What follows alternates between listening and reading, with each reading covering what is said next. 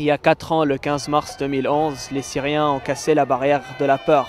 Et c'est la première fois depuis plus de 4 décennies que les Syriens ont dit non à la dictature, veulent un changement, veulent une Syrie des droits de l'homme, veulent une Syrie démocratique.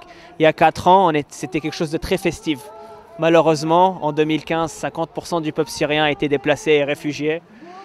L'espérance de vie est tombée de 75 ans à 55 ans. Ce qui a commencé comme quelque chose de festif et un changement positif a été transformé en un cauchemar. Et voilà le prix de la liberté en Syrie.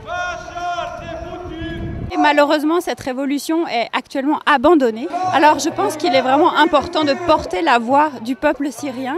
Et si on veut régler le problème du terrorisme, selon moi, il faut commencer par politiquement affirmer qu'il n'est pas possible de garder au pouvoir un régime criminel et assassin.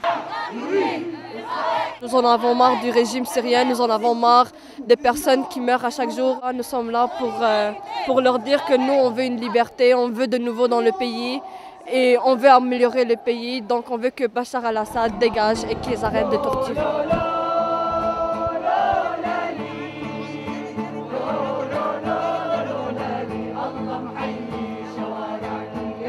Et les gens nous disent, vous êtes une révolution orpheline, tout le monde vous a tourné le dos, pourquoi est-ce que vous êtes là?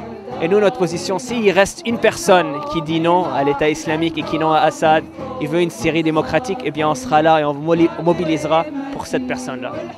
Je connais même des Syriens qui sont, des Syro-Canadiens qui sont même tombés malades, parce que n'oubliez pas, votre propre famille, elle est dans cette prison qui s'appelle la Syrie.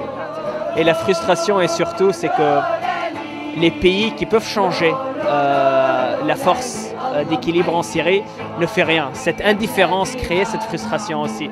Vous voyez ces massacres qui prennent lieu tous les jours et vous tournez le dos.